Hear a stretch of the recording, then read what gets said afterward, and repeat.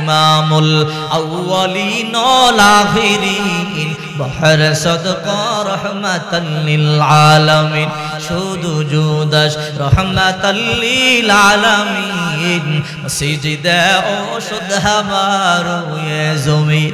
মা আয়েশা এমন নবীকে ভালোবাসতো, টাকা অভাব ছিল ঠিকই, পয়সার অভাব ছিল ঠিকই, ভালোবাসার কমতি ছিল না। আল্লাহর নবী একদিন খেদমত বন্টন করতেছেন, কোন বিবি কোন খেদমত করবে, কোন বিবি কোন খেদমত নিবে। 9 জন বিবি সামনে বসা, সবার থেকে ছোট হইল মা আয়েশা। আয়েশা দৌড়াইয়া বলে, ও রহমাতুল লিল আলামিন, সবাইকে সব খেদমত দিবেন, একটা খেদমত আমাকে দিবেন।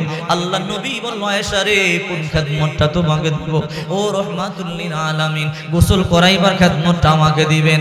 নবী আমার, আপনি যখন জলসকির মধ্যে বসিয়া বসিয়া গোসল করে, আমি যখন পানি ডালিয়া ডালিয়া মাজিয়া গোসলটা দিয়া দেই, ও রহমাতুল লিল আলামিন, আমার কাছে বড় ভালো লাগে, বড় খুশি হয়। ও রহমাতুল লিল আলামিন, সমস্ত বিবিদেরকে সব খেদমত দেন, আমার কোনো আপত্তি নাই। ও নবী, আপনার গোসল করাইবার খেদমতটা কাউকে দিবেন না, এই খেদমতটা শুধু আপনি আমারে দিবেন। এই কথা বলবার পর রহমাতুল লিল আলামিন বললেন, যাও যাও, আমার 9 জন বিবিকে জিজ্ঞাসা করিয়া নেই, সবাই যদি অনুমতি দেয় খেদমতটা তোমাকে দিয়ে দিব।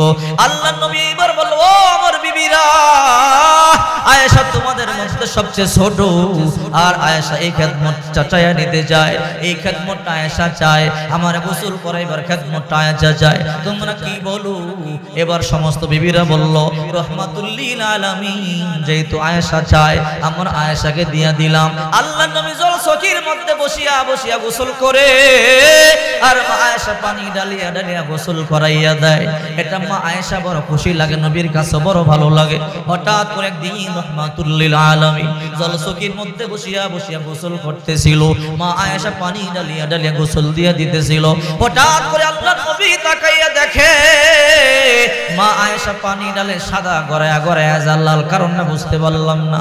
নবী আমার ডাকিয়া বলে, রে আয়েশা, পানি ডালো সাদা গড়ায়া গড়ায়া লাল, কারণটা কি আমার বলো? মা আয়েশা বলে, না বললে পয়গম্বর গোসল করতে না লাফ দিয়ে দাঁড়াইয়া যাবে, এই জন্য মা আয়েশা কিছুই বলে না। ও নবী,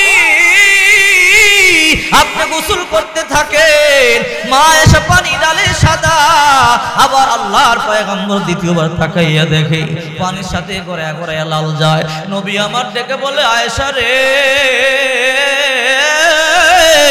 বলো পানি ডালো সাদা গড়ায়া লাল, কারণটা কি আমার বলো?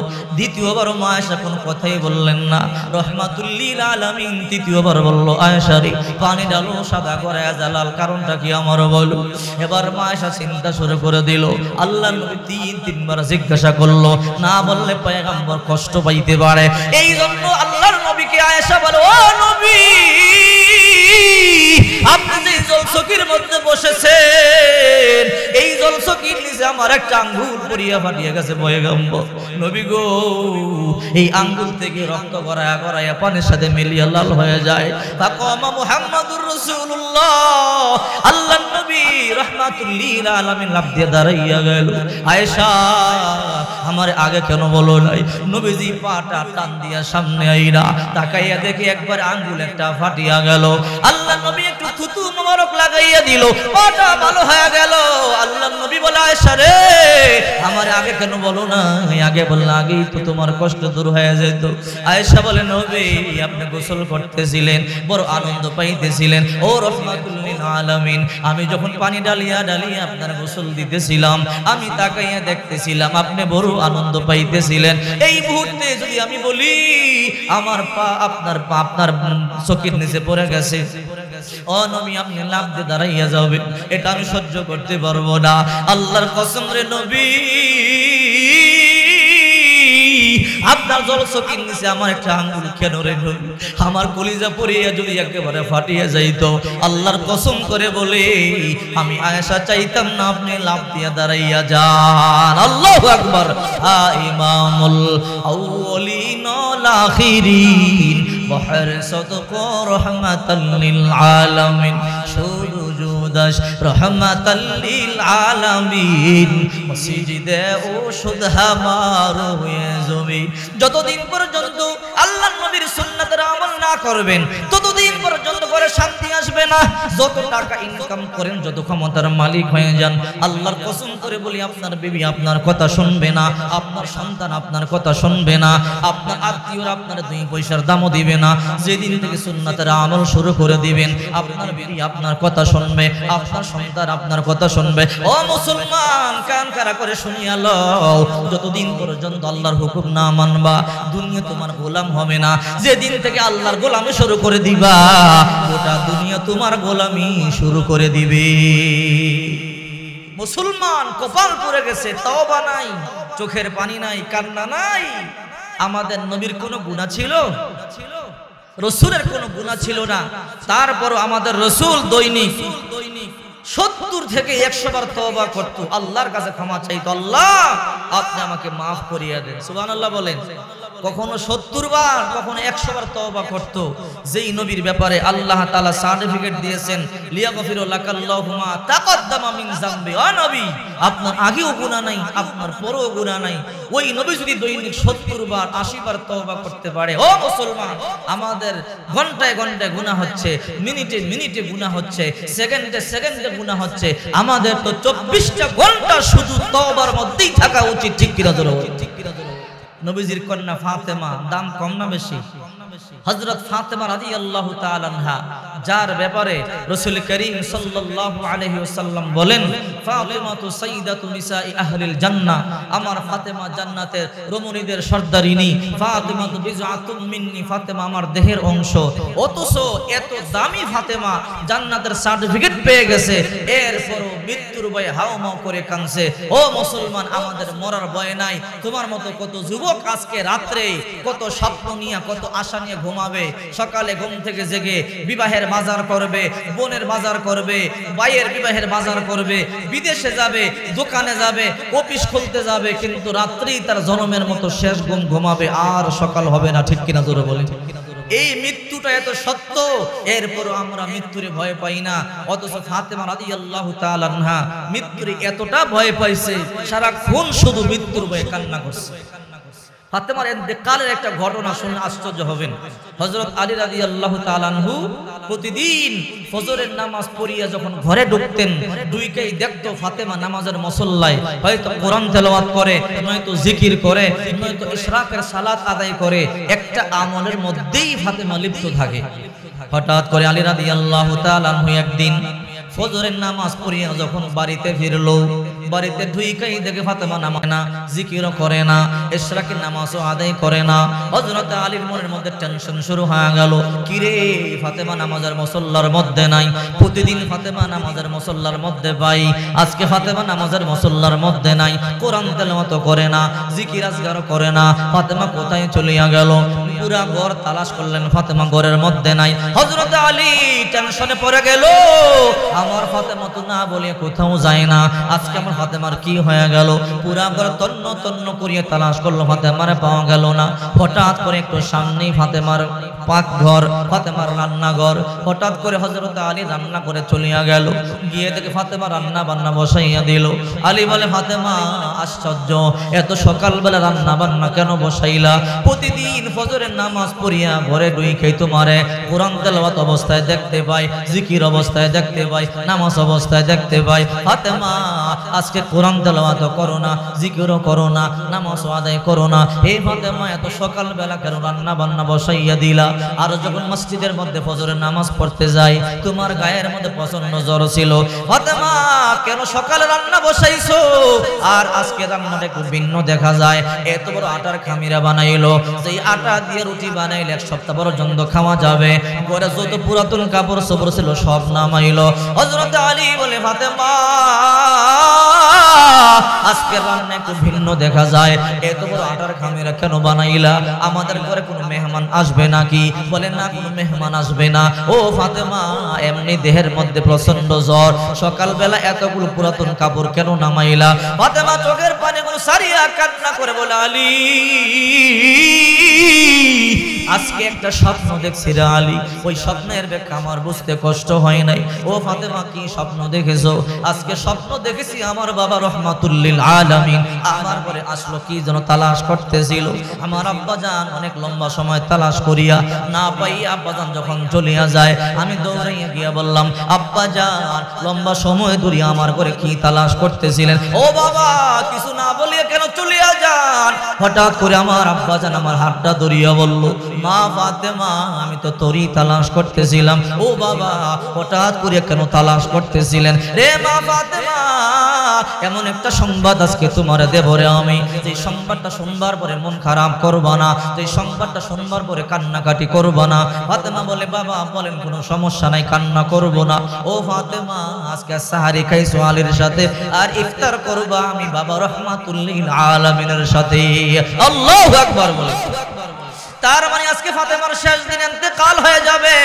ফাতেমার বুঝতে বাকি নাই, আমার আব্বাজান সংবাদ দিতে আসছিল। হযরতে আলী ফাতেমার ঘুম ভাঙা গেল, আল্লাহর পয়গম্বর চলিয়া গেল। ফাতেমা চোখের পানি সারিয়া কান্না শুরু করে দিল। আলী বলে, ফাতেমা কেন কান্না করো? ও আলী এমন একটা সংবাদ আজকে আমি তোমারে দেব। আলী রে এমন স্বপ্ন দেখছি রে আলী, ওই স্বপ্নের ব্যাখ্যা আমার বুঝতে কষ্ট হয় নাই। আমার আব্বাজান বলেছে সাহারি খাইছো আলীর সাথে, ইফতার করবো আমার সাথে। তার মানে আজকে সন্ধ্যার আগে আমি ফাতেমার ইন্তেকাল হয়ে যাবে। ফাতেমা চোখের পানিগুলো সারিয়া কান্না শুরু করে দিল। আলী বলে, ফাতেমা রে এত বড় আটার খামিনা কেন বানাইলা? যে আটা দিয়ে রুটি বানাইলে এক সপ্তাহ পর্যন্ত খাওয়া যাবে। ও ফাতেমা বলো। বলে, আলী আমি জানি আপনি আমারে বড় ভালোবাসেন। আলী গো আমি জানি আপনি আমারে বড় মহব্বত করেন। ও আলী আজকে আমার মরণ হয়ে যাবে, এক সপ্তাহ পর্যন্ত আমার ঘরে রান্না বান্না চলবে না, শোক চলবে। আলী গো আপনি না খায়া থাকবেন, হাসান হোসেন না খায়া থাকবে, আমি ফাতেমা সহ্য করতে পারবো না। এই জন্য এত বড় আটার খামিরা বানাইলাম, এক সপ্তাহের জন্য রুটি বানাইয়া দিয়া যাব। শুকায়া শুকায়া আপনিও খাইতে পারবেন, হাসান হোসেনও খাইতে পারবে। হযরতে ফাতেমা চোখের পানি সারিয়া কান্না করে। আলী বলে, ফাতেমা বুঝলাম ঘরে যত পুরাতন কাপড় চোপড় আছে সব কেন নামাইলা? ফাতেমা বলে, আলী আপনি বড় ভালো করিয়া জানেন আমি আপনার খেদমত করতে বড় ভালোবাসি, আপনার খেদমত করতে বড় পছন্দ করি। আলী রে আপনার কাপড় চোপড় দাওয়াত করতে বড় পছন্দ করি। আজকে আমি মরিয়া যাব, আমার শেষ দিন, আর আপনার কাপড় চোপড় দাওয়াত করতে পারবো না, হাসান হোসেনের কাপড় চোপড় দাওয়াত করতে পারবো না। এই জন্য জনমের মতো যত কাপড় আছে সব নামাইছি, জনমের মতো দাওয়াত করিয়া দিয়ে যাব। হযরতে আলীও কান্না শুরু করে দিল, ফাতেমাও কান্না করে। ফাতেমা বলে, আলী সেই ছোটবেলা আপনার সংসারে আইছি, আজকে আমার মরার দিন, আজকে আমি মরিয়া যাব। আলী রে জীবনে আপনার কাছে তেমন কোনো কিছু চাই নাই, ভালো একটা শাড়ি চাই নাই, গহনা চাই নাই, দামি জুতা চাই নাই। ও আলী এমন সময় গেছে আমাদের ঘরে 3 দিন পর্যন্ত খাবার ছিল না, 7 দিন পর্যন্ত খাবার ছিল না, এমন সময় গেছে 1 সপ্তাহ পর্যন্ত খাবার ছিল না। ও আলী 15 দিন পর্যন্ত খাবার ছিল না। আমি ফাতেমা কাউকে বলি না, বালিশটা চাপা দিয়ে বুকের মধ্যে বসিয়া কান্না করেছি।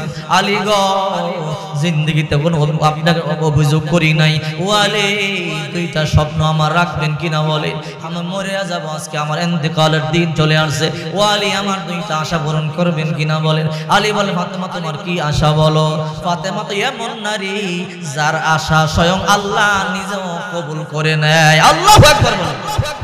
ফাতেমার আরেকটা ঘটনা শুনে আশ্চর্য হবেন, এরপর এটা বলি, বিরক্ত হচ্ছেন না তো আপনারা?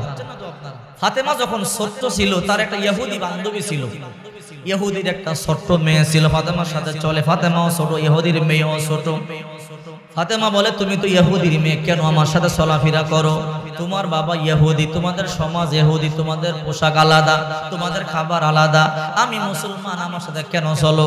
ইহুদির মেয়ে বলে, ফাতেমা তুমি মুসলমান হইতে পারো, তোমার সমাজ আলাদা হইতে পারে, আল্লাহর কসম করে বলে তোমার মতো এমন ভালো মেয়ে মদিনার জমিনে আর নাই। ফাতেমা মনে মনে চিন্তা করে ইহুদির মেয়ে যেহেতু আমারে ভালোবাসে, মেয়েটা আমার সাথে সলুক, কোনো সমস্যা নাই। এই মেয়েটা যখন আস্তে আস্তে বড় হয়ে যাবে আমি তার কালিমার দাওয়াত দিব, ঈমানের দাওয়াত দিব, মেয়েটা কালিমা পড়বে, মুসলমান হয়ে যাবে। এবার মেয়েটা আস্তে আস্তে বড় হয়ে গেল। মেয়ের বাবা একটা বিবাহ ঠিক করেছে, পাত্র বড় সুন্দর, বড় দামি, বড় ধনী পরিবারের মেয়ে বিবাহ ঠিক করে ফেলেছে।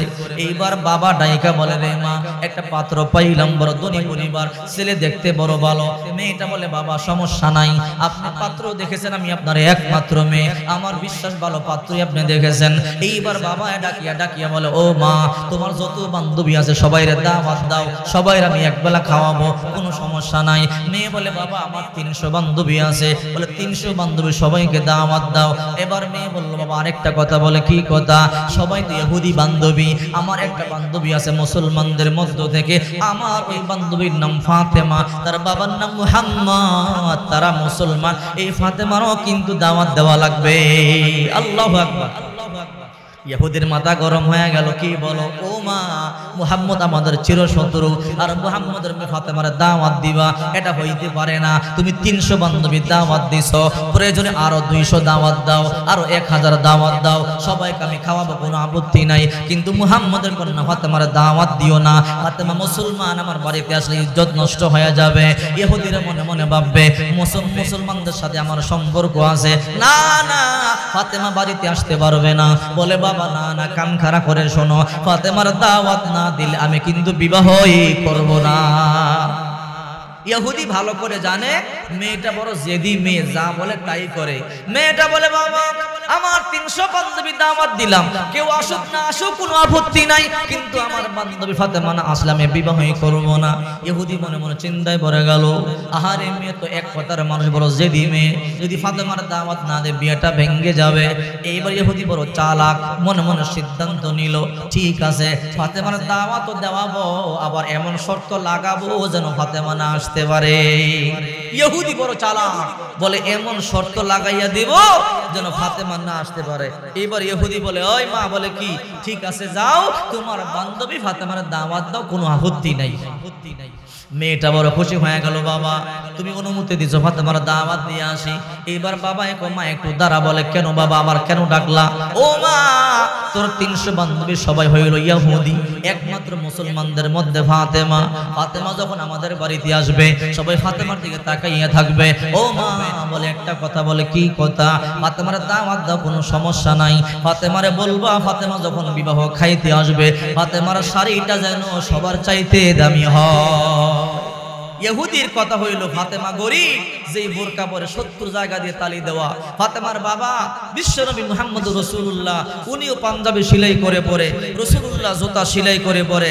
তো রাসূলকে এই কথা বললে, ফাতেমাকে এই কথা বললে, ফাতেমার দামি জামাও কিনতে পারবে না, আর বিয়ের মধ্যে আসতে পারবে না। ইহুদি বড় চালাক। এবার মেয়েটা বলল, ঠিক আছে বাবা, আমি দাওয়াত দেব। মেয়েটা দৌড়াইয়া গেল, ফাতেমা সুসংবাদ। কি সুসংবাদ? বলে, সুসংবাদ, আমার আব্বা আমার বিবাহ ঠিক করেছে। বলে, তাই নাকি? বলে, হ্যাঁ, বড় ভালো কথা। বলে, তাই নাকি? বলে, হ্যাঁ। বলে, ঠিক আছে যাও, খুশি হইলাম। ফাতেমারে তোমাকে দাওয়াত দেওয়ার জন্য আসছি। ফাতেমাকে কেমন কথা বলো, তোমরা ইহুদি, তোমাদের সমাজ আলাদা, পোশাক আলাদা, সোসাইটি আলাদা, তোমাদের খাদ্য আলাদা, তোমাদের সমাজের মধ্যে আমি আবার কেমনে যাব? ইহুদির মেয়ে বলে, ফাতেমা সেই ছোট্টবেলা তোমার সাথে চলাফেরা করেছি, ও ফাতেমা আমি তোমারে বড় ভালোবাসি, তোমারে বড় মোহাব্বত করি। ফাতেমারে তোমাকে যাওয়াই লাগবে, আর তুমি যদি না যাও আমি কিন্তু বিয়েই করব না। তুমি না গেলে আমি কিন্তু বিয়ে করব না। এবার আশ্চর্য হয়ে গেল। আশ্চর্য ফাতেমা চিন্তা করে বলে, ও বান্ধবী আমার, তোমার বড় মোহাব্বত করি, তুমিও আমার বড় মোহাব্বত করো। একটা কথা শোনো। বলে, কি কথা? তোমরা হইলা ইহুদি, আমরা মুসলমান, কেমনে যাই? বলে, এত কথা বুঝি না, তুমি যাইতে হবে, তুমি না গেলে কিন্তু বিয়েই করব না। এই কথা বলবার পরে ফাতেমা মনে মনে চিন্তা করলো, আমি না গেলে যদি বিয়েটাই না হয় আমি যাব, আমি গেলে যদি বিয়েটা হয়, আমি গেলে সমস্যা কি? ফাতেমা এবার বললো, বান্ধবী আমার, টেনশন করবি না, যাও যাও, তোমার বিয়ের মধ্যে আমি যাব, আগামীকাল সকাল বেলায় বিবাহ। ও ফাতেমা তুমি কিন্তু অবশ্যই যাইবা। ফাতেমা বললো, যাও যাও, অবশ্যই আমি যাব। এই কথা বলবার পরে ইহুদির মেয়ে বলে, মুসলমানরা মিথ্যা কথা বলে না, ওয়াদা ভঙ্গ করে না, মুসলমান মুনাফিকি করতে পারে না। ও ফাতেমা তুমি ওয়াদা দিয়েছো, যাইবা, অবশ্যই যাইবা। ফাতেমা বললো, যাও যাও, অবশ্যই যাইবো। ইহুদির মেয়ে এবার ওয়াদা নেওয়ার পরে বলে ও ফাতেমা তুমি যে যাইবা শর্ত আছে। বলে কি শর্ত? আমার 300 বান্ধবী আসবে সবাই ইহুদি, তুমি এক নম্বরে মুসলমান। ফাতেমা রে তোমার দিকে সবাই তাকাইয়া থাকবে, মুসলমানদের কন্যারা কেমন পোশাক পরে আসছে। ও ফাতেমা তোমার পোশাকটা যেন সবার চাইতে দামি হয়। এই কথা বলতে দেরি ফাতেমার মাথার মধ্যে আসমানটা যেন ভাঙ্গা বলল। কি বলল রে? আমার বাবা গরিব, এক বেলা আমরা খাইলে আরেক বেলা খাইতে পারি না। আমার বোরকা 70 জায়গা দিয়ে তালি দেওয়া, আমি এত জামা এত দামি জামা কোথায় পাবো? ইহুদির মেয়ে তো চলে গেল। ফাতেমা টেনশনে পড়ে গেল, দামি জামা কই পাবো? সকালবেলা বিয়েতে কেমনে যাব? ও আল্লাহ আমার বাবা গরিব, মুহাম্মদ রাসূলুল্লাহ আমার বাবার কাছে বললে আমার আব্বা কষ্ট পাবে। আমার আব্বা জামা সেলাই করিয়া পরে, আমার বাবা জুতা সেলাই করিয়া পরে। যদি আমি এই মুহূর্তে আব্বারে গিয়া বলি বাবা একটা নতুন শাড়ি কিনিয়া দাও, আমার বাবা বড় কষ্ট পাইবে। আমার বাবা বলবে মেয়ের বুদ্ধি শুদ্ধি নাই, ঘরের মধ্যে খাবার দাবার নাই, এক সপ্তাহ ধরিয়া রান্না বান্না নাই। এই মুহূর্তে মেয়ে আবার নতুন জামা বিয়ে খাইতে যাবে, আমার আব্বা বড় কষ্ট পাবে। আমার আব্বা কষ্ট পাইলে আল্লাহ কষ্ট পাবে। আর মাও নাই, মা তো নাই, মা থাকলে মায়েরে বলতে পারতো। কান্না করে বলে আল্লাহ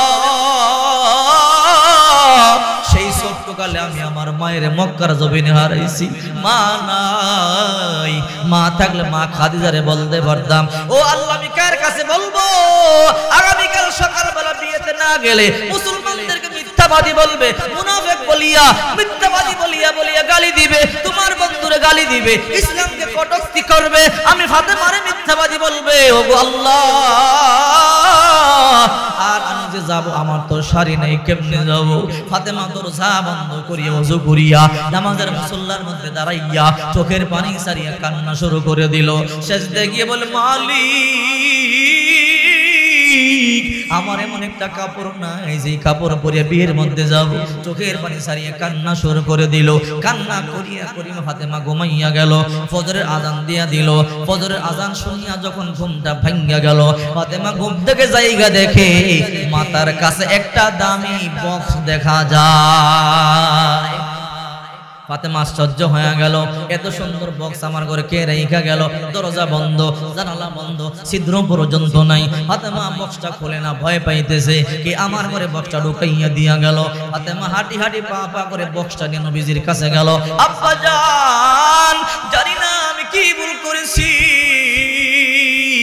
দরজা বন্ধ ছিল, জানালা বন্ধ ছিল, ছিদ্র পর্যন্ত নাই, আমার ঘর এই দামি বক্সটা খেয়ে দিয়া গেল।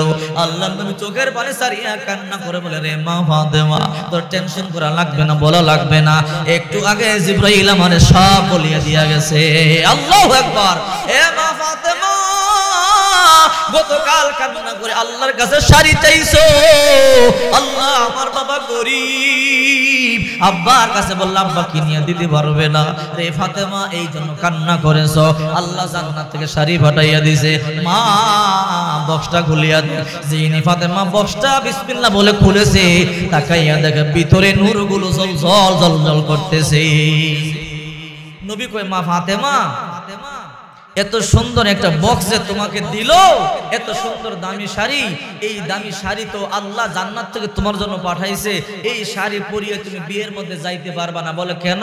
বলে এই শাড়ি পরে তুমি যদি যাও সবাই তো তোমার দিকে তাকাইয়া থাকবে, খাবার দাবার বন্ধ হয়ে যাবে, কথাবার্তা বন্ধ হয়ে যাবে, সব বন্ধ হয়ে যাবে। মারে এই শাড়ি পরিয়ে তুই যাস না। বলে বাবা তো কি করব? বলে এক কাজ কর। বলে কি কাজ? এই শাড়িও তুমি পরবা আর শাড়ির উপরে কালো তালিওয়ালা বোরকাটাও পরে যাইবা, তোমার ওয়াদাও রক্ষা হয়ে যাবে, আর বিবাহের মধ্যে শাড়ি পরে যাওয়া হলো। আল্লাহু আকবার বলো, আল্লাহু আকবার। ওইদিকে 300 ইহুদির মেয়েরা বসে আছে, একটা বিশাল বড় রুমের মধ্যে বসে বসে গল্প করে। কিরে ফাতেমা না আসবে? ইহুদির মেয়ে বলে হ্যাঁ অবশ্যই আসবে। বলে কই তোর বান্ধবী এখনো তো আসলো না? বলে আমার বান্ধবী মিথ্যা কথা বলতে পারে না। বলে দেখ এখনো পর্যন্ত ফাতেমা তো আসলো না। বলে অবশ্যই আসবে। কই ফাতেমা আসবে না? ফাতেমা ফকিন্নির ঘরে ফকিন্নি, ফাতেমা গরিবের ঘরে গরিব, ফাতেমা যেই বোরকা পরে 70 জায়গা দিয়ে তালি দেওয়া, এমন দামি জামা কোথায় পাবে? ফাতেমা বিবাহের মধ্যে আসবে না। এইবার ইহুদির মেয়ে বলে বান্ধবীরা আমার ফাতেমা মিথ্যা কথা বলতে পারে না, আমার বান্ধবী মিথ্যা কথা বলতে পারে না, ওয়াদা ভঙ্গ করতে পারে না। দেখবি আমার বান্ধবী ফাতেমা অবশ্যই সময় মতো চলে আসবে। সবাই কয় না আসবে না, বলে না আসবে। একটাই কয় কেমনে আসবে, জামা কাপড় তো নাই, বিয়েতে আসলে ভালো কাপড় পরে আসতে হয়। ফাতেমা যেই বোরকা পরে সেই বোরকা সালার থেকেও বেশি খারাপ। হঠাৎ করে তাকাইয়া দেখা যায় ফাতেমা হাঁটি হাঁটি পা পা করে করে আসতেছে। কিন্তু এমন সিরা বরকা তালিওয়ালা ইহুদির মেয়েরা কয় দেখ ফকিরের ঘরে ফকির, মুহাম্মদও ফকির, ফাতেমাও ফকির, সেই 70 জায়গা দিয়ে তালি দেওয়া বোরকাটা পরে আসতেছে। এর থেকে ভালো সালার ছোট। এক একজন এক এক কথা বলতেছে। এই কথাগুলো ফাতেমা শুনতেছে। ফাতেমার কলিজাটা ফাটিয়া যাইতেছে, চোখের পানি দিয়ে মুখটা বাসাইয়া কাঁদতেছে। হঠাৎ করে একটা কয় দেখ দেখ জামা কাপড় নাই, বিবাহ খাবার লোক সামলাইতে পারে না, সিরা বোরকা পরিয়া বিয়ের মধ্যে আনছে, আমাদের ইজ্জতটাই নষ্ট করে ফেললো। আমরা কত সুন্দর সুন্দর জামা পরে আসলাম, আর ফাতেমা দেখো সিরা কাপড় পরে আসলো।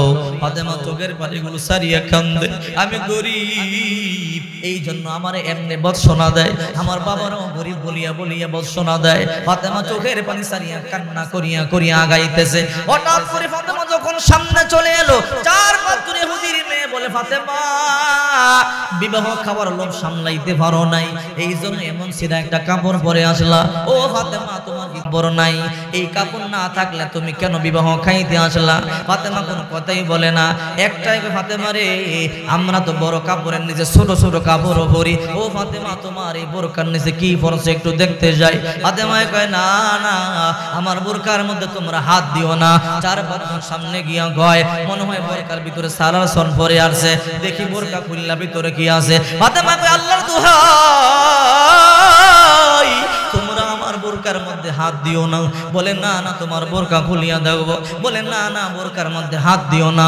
যখন 4-5 জন মেয়ে সামনে গিয়া ফাতেমার হাত দুইটা চাপ দিয়া ধরিয়া বোরকা টানতেছে, ফাতেমা কয় তোমরা কারা গো, আমার বোরকা খুইলো না, আমার বোরকায় হাত দিও না। একটাই মনের ভিতরে সালার শট আছে, এই জন্য দিতে চায় না। এই তো 4-5 জনের টানিয়া বোরকাটা ফাঁক করতে চাইতেছে। হঠাৎ করে বোরকাটা ফাঁক হয়ে গেল, তাকাইয়া দেখে ভিতরে নূরগুলো ঝলঝল করতেছে। আল্লাহু আকবার বলেন। সবাই ফকির ফাতেমা এমন দামি শাড়ি কই পাইছো, এমন সুন্দর শাড়ি কোথায় পাইছো? এই মদিনার মধ্যে প্রত্যেকটা বাজারে আমরা গেলাম, এত দামি সুন্দর শাড়ি কোথাও আমরা দেখি নাই। ও ফাতেমা বলো কোন বাজার থেকে এই দামি শাড়িটা কিনলা, কোন রাস্তায় গেলে আমরা শাড়িটা কিনতে পারবো? এইবার ফাতেমা বলি সেই রাস্তা তোমরা চিনো না, সেই রাস্তার নাম সিরাতুল মুস্তাকিমের রাস্তা, সেই বাজারের নাম জান্নাতের বাজার। সিরাতুল মুস্তাকিমের রাস্তায় যদি তুমি চলতে পারো, চলতে চলতে জান্নাত পর্যন্ত যাইতে পারো, আল্লাহর কাছে যা চাইবা আল্লাহ তোমাকে তাই দিয়া দিবে। এইবার 300 ইহুদির মেয়েরা বলে রে ফাতেমা দেরি নাই, তাড়াতাড়ি কালিমা পড়াও, মুসলমান বানাইয়া দাও। মুহূর্তের মধ্যে 300 ইহুদির মেয়ে কালিমা পড়ে মুসলমান হয়ে গেল। লা ইলাহা ইল্লাল্লাহু মুহাম্মাদুর রাসূলুল্লাহ সাল্লাল্লাহু আলাইহি ওয়াসাল্লাম। চিন্তা করেন ফাতেমার দাম কম না বেশি? অথচ ওই ফাতেমা জান্নাতের রমণীদের সর্দারিনী, যার ব্যাপারে আল্লাহর হাবিব সাল্লাল্লাহু আলাইহি ওয়াসাল্লাম বলেন ফাতেমা তু সাইয়্যিদাতু নিসাই আহলিল জান্নাহ, ফাতেমা জান্নাতের রমণীদের সর্দারিনী। অথচ ওই ফাতেমা মৃত্যুর ভয়ে হাউমা করে কান্না করে। আলী রে বলে ও আলী, সেই ছোট্টকালে আপনার সংসারে আইছি, দামি একটা শাড়ি চাই নাই, গহনা চাই নাই, দামি জুতা চাই নাই। আলী গো আজকে আমার একটা চাওয়া রাখবেন কিনা বলেন? ফাতেমা তোমার কি চাওয়া বলো? বলে 2টা শর্ত। কি শর্ত? 1 নম্বর শর্ত, আজকে যখন আমি মরিয়া যাব আমার লাশটা প্রকাশ্যে ময়দানে নিবেন না। ও আলী আমার লাশটা গোপনে জানাজা দিয়া দিবেন, দাফন করবেন। বলে ফাতেমা রে কেন রে ফাতেমা, তুমি নবীজির কলিজার টুকরা কন্যা, তোমার ইন্তেকালের সংবাদটা শুনলে পরে মদিনার মধ্যে সবচেয়ে বড় জানাজা হবে। না রে ফাতেমা। বলে না রে আলী না। বলে কেন না করতেছো? আলী সারা জনম ভর আমি পর্দা করেছি, বেগানা পুরুষ আমারে দেখে নাই, যদি আমার লাশটা নিয়ে ময়দানে যান বেগানা পুরুষ দেখবে, দেখা বলবে ফাতেমা কতটুকু লম্বা ছিল, কতটুকু মোটা চওড়া ছিল।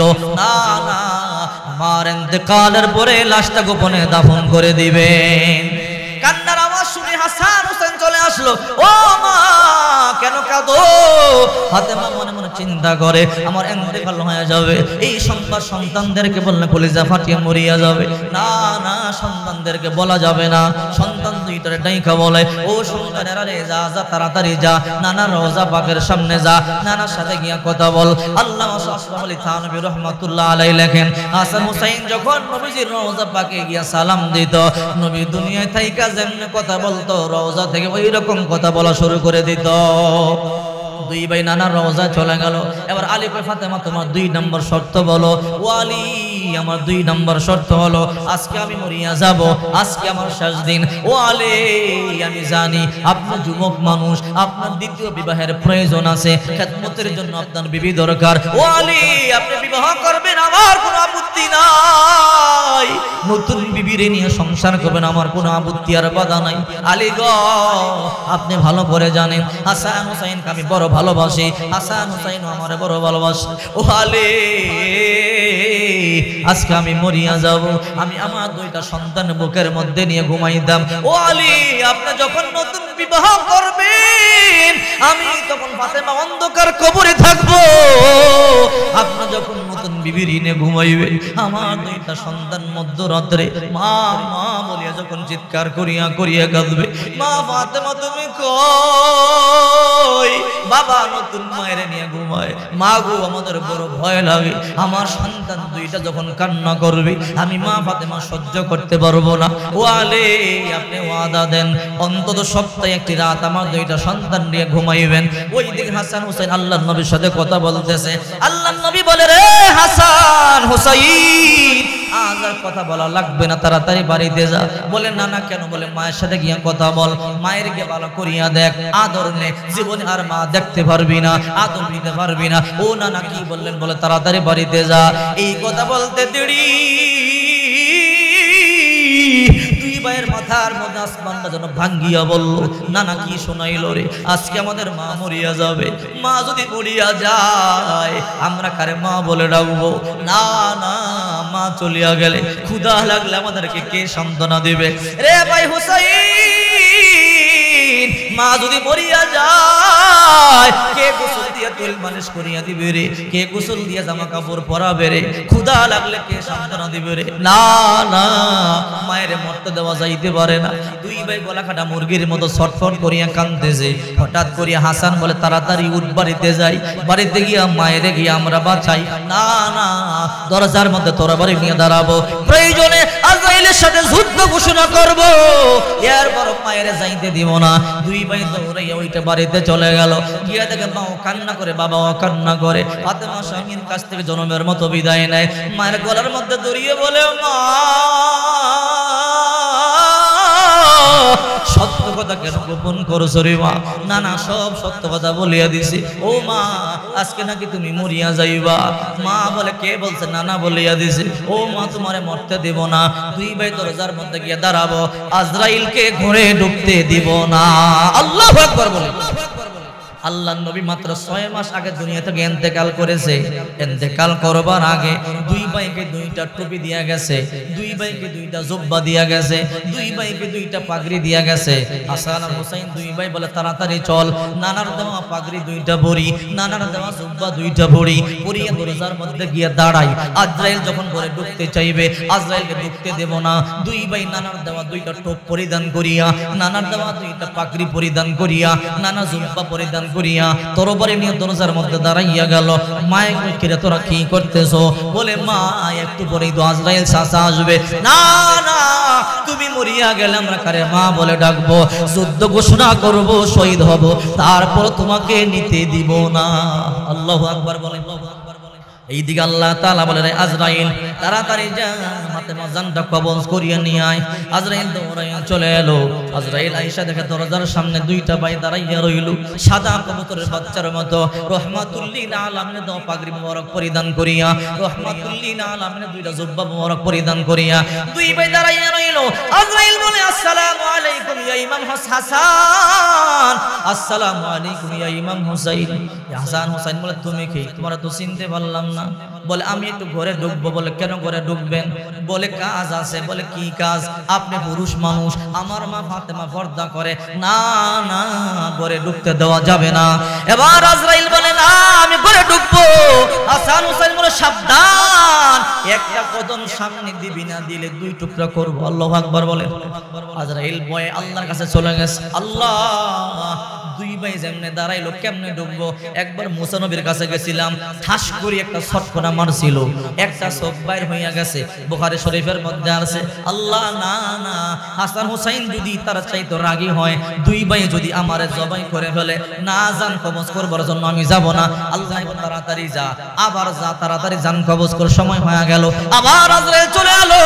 হাসান হুসাইন বলে, কি তোমার নাম কি, তোমার পরিচয়? বলে ঢুকতে দাও। বলে একটা কদম সামনে দিবি, কল্লা উড়াইয়া দিব। আল্লাহু আকবার বলে।